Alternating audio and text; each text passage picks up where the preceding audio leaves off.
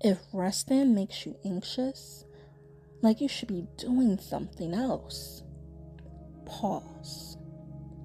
Breathe in and out.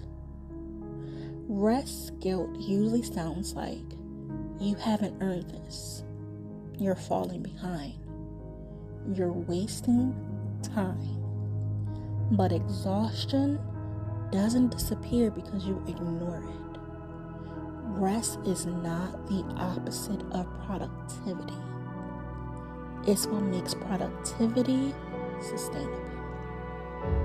If you don't rest intentionally, your body will rest involuntarily. Through shutdown, through illness, through burnout. You are allowed to stop before you collapse. Resting tonight does not erase your effort. It preserves it.